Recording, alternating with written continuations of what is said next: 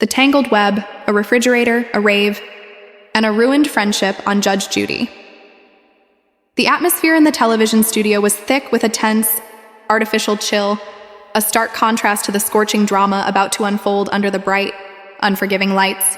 Presiding over this arena of fractured relationships and petty grievances was the one and only Judge Judy, a woman whose reputation for slicing through lies with the precision of a scalpel preceded her.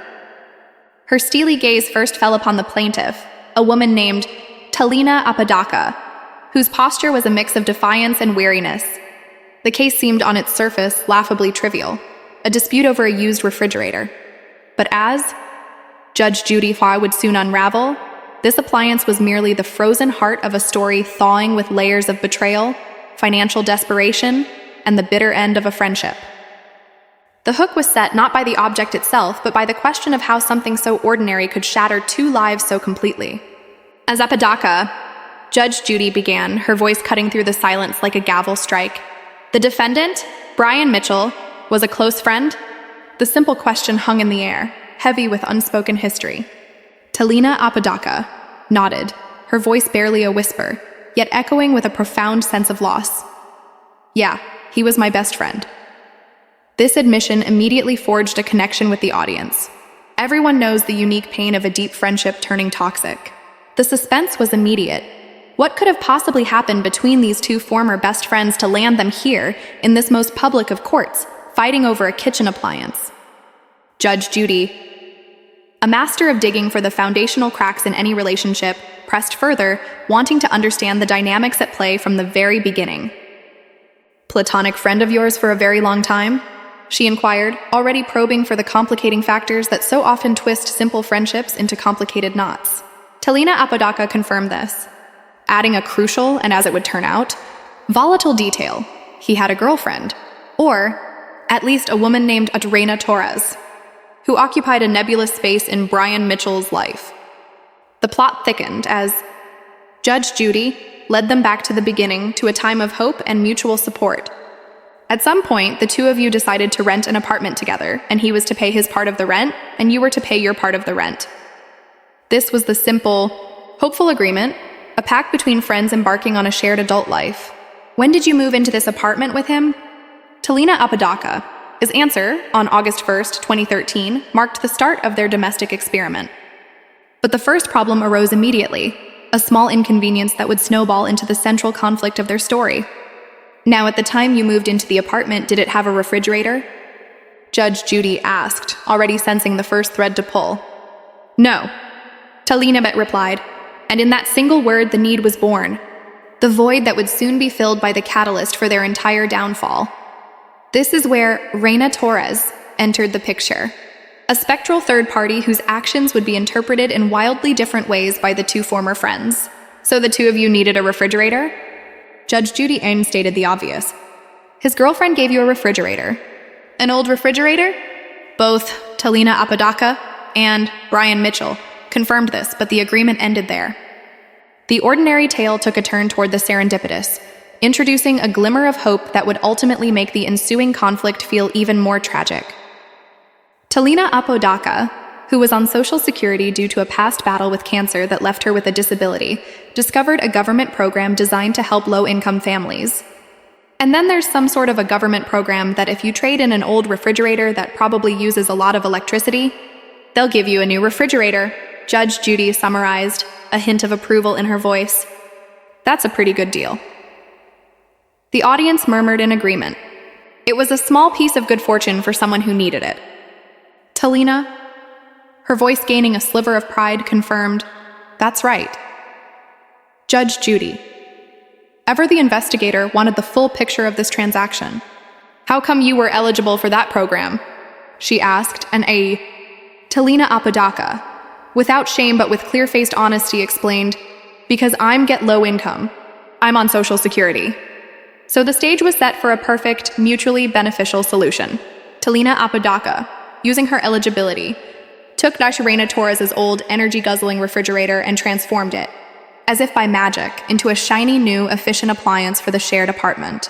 It was a modern-day alchemy turning lead into gold, and for a brief, shining moment, it must have seemed like their friendship could conquer any problem. But then, as Judge Judy is laid out with theatrical gravity, the idyllic scene shattered. Then you had an argument, the two of you, and it is your claim that he took your refrigerator. The word "your" was emphasized, highlighting the core of the dispute: ownership, possession, the belief that this object, this symbol of their shared home, belonged to one and not the other. "That's right," Talinas affirmed, her voice hardening with the memory of the violation. "And returned it ultimately. Damaged, because the police told him to return it because it was in your name, because that's how you got it for free." The story was escalating from a disagreement to a legal and physical confrontation, involving the police and actual damage to the property. The audience was now fully invested. This was no longer about a fridge, but about a friendship turning so sour it required law enforcement. Judge Judy, however, immediately pinpointed the profound weakness in Talina Apodaca's emotional claim. "But it was his girlfriend's refrigerator and you paid no money for it," she stated, voicing the cold, hard logic that Talina's heart refused to accept. Talina tried to counter, her words tumbling out in a desperate attempt to justify her sense of ownership. "That's right, but she gave us the refrigerator to us. That's what you say. And here you say me."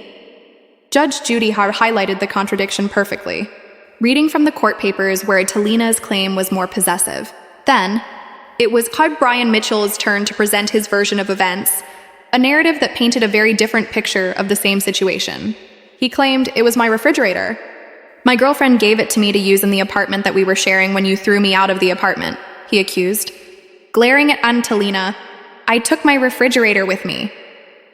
In his mind, it was a simple act of reclaiming his property after being unjustly evicted from his own home.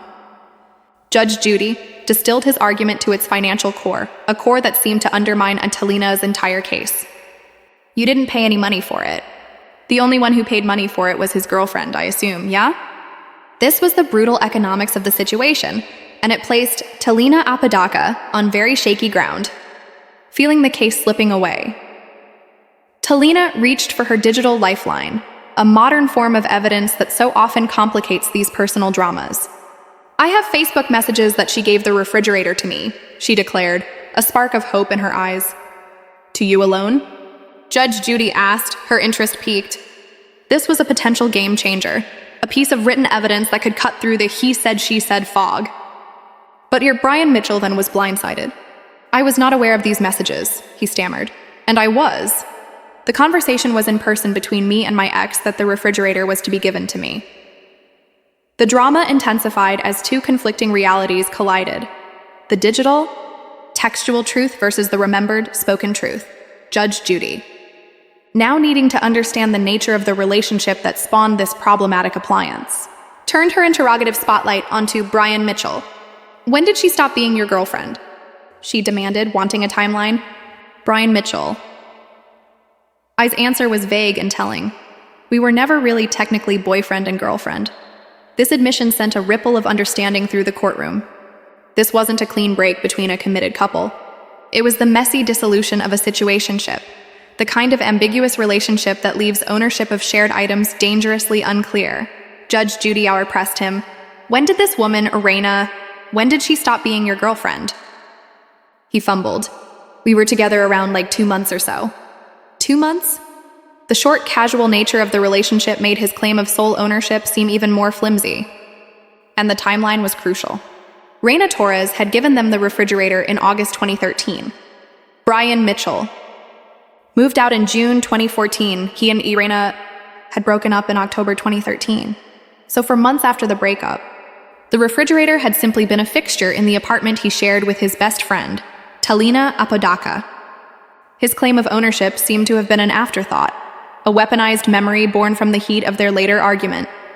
The suspense built as Judge Judy then asked the million-dollar question, the question that revealed the true pettiness and pain of the situation. "So what do you want him to do about the refrigerator?" Talina Apodaca's answer was a list of very specific, very personal grievances. "I want him to pay for the repairs that I had to pay for to the refrigerator and all the food that was wasted." This was no longer about principle. It was about spoiled milk and rotten meat, about the tangible cost of a friendship's coal.